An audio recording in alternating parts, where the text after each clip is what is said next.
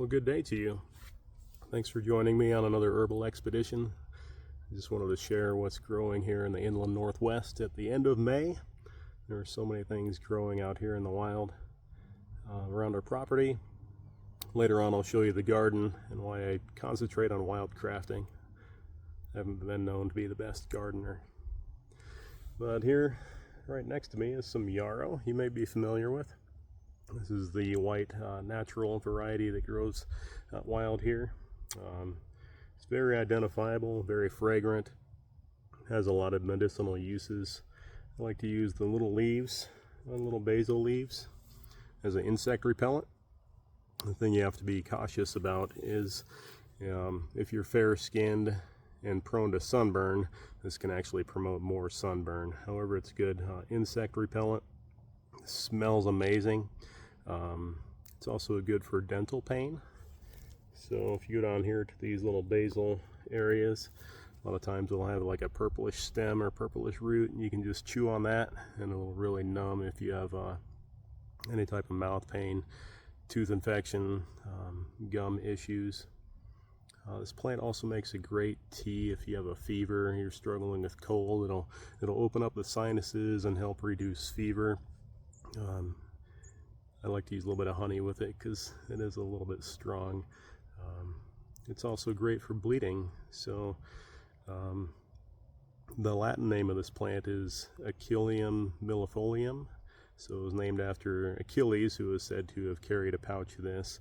Each of his warriors carried a pouch of this to stop bleeding and to help cover pain and injuries. And you can make it into a poultice, you can pack it into a wound to help stop bleeding. Has astringent properties. Sometimes if I get a bad nosebleed, I'll just take some of the dried leaves and stuff them up my sinuses, and it'll stop within a minute or so. But just a great plant to be familiar with. Really gets me through the winter. If I have cold or flu, I'll just make a little bit of tea from this, and really opens up the sinuses and promotes healing. I'll take you around to some more of the grounds here. Right behind me on this side, these beautiful flowers just started popping up yesterday.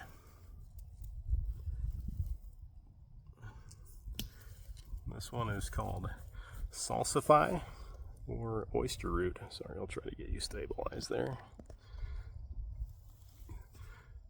Just a beautiful flower. Right before it blooms, this will be a tall cone-shaped flower like so, and then it opens up and faces the sun. It's called oyster root because the whole plant, especially the root, has an oyster-like flavor. You can eat them raw in salads, or you can cook them like greens, but very useful. It does have a white milky sap that generally you want to leave alone in the wild, because that could be an indicator of a poisonous plant. But salsify is very identifiable. I'll rejoin you in a minute. Here's a plant that most people battle year-round in their lawn, well, at least in the spring, summer, and fall. If you don't recognize it, it's Plantago majora, or broadleaf plantain. Very useful, edible, and medicinal plant. I use it for infections. I've helped people who could barely walk because of ingrown toenails. You just mash it up into a poultice. You can chew on it and put it in a wound, and as a vulnerary, it helps promote healing. It's antibacterial. Just a wonderful plant. If you're suffering from digestive effects, this is the plant that produces psyllium, which is the little husked seed pods that come up, and those can soothe the digestive tract. If you're suffering with diarrhea, you can eat the leaves, and it'll slow your irritated digestive system down. If you're constipated, you can eat the psyllium husk, the little seed pod, and it'll help as a gentle laxative. Well, hi Ginger, everybody. This is Ginger. She's a Daniff. She has more followers on Instagram than I do by about 100-fold. You can follow her at Ginger Daniff, and she's just our four-legged foraging friend. She joins me on most of my adventures. You'll probably see her in a few videos now and again. Here we are towards the edge of our property. All right, you gonna go play? Go play, good girl. This is burdock, sometimes confused with wild horseradish, just because of the large leaves. But in the fall, it produces these big cockleburrs. A lot of you are probably familiar with these, you know, getting on your animals and your shoelaces. But it's one of the identifying parts of this wonderful plant. In Japan, it's one of the most popular vegetables called gobo. They use it steamed, boiled. You can eat the young shoots and the roots. Very nutritious as a detoxifying agent. I use it as a spring tonic. Just boil the roots, try to make a decoction out of them. Other than that, they're great as a blood purifier, and there's a lot of vitamins and minerals you can get from burdock.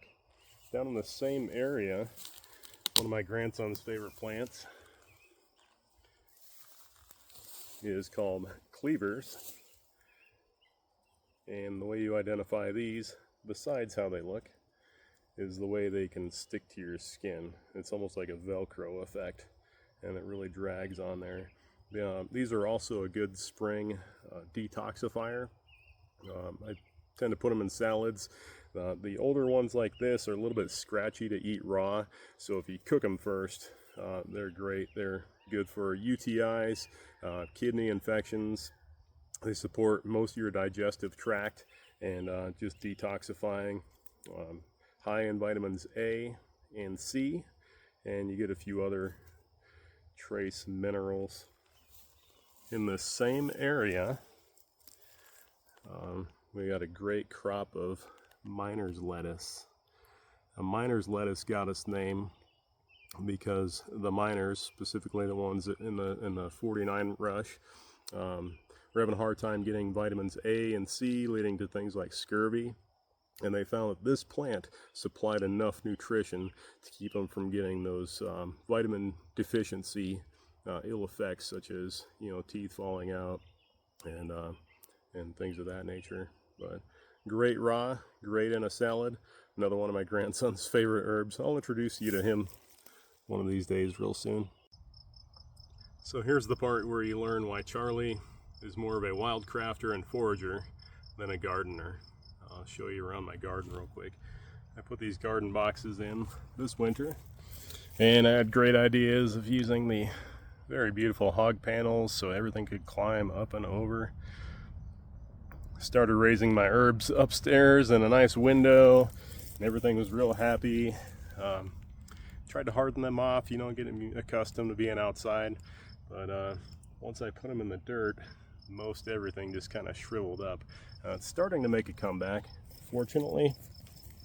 I have two very gracious master gardener friends who have given me some pointers on bringing life to my garden. My garden, actually, I put in an orchard when we first moved in here about 8 years ago. And right behind me you can see the pear tree, a couple of cherry trees. We had an apple tree right where I'm standing, but it's no more. 2 plum trees, and then a wonderful peach tree.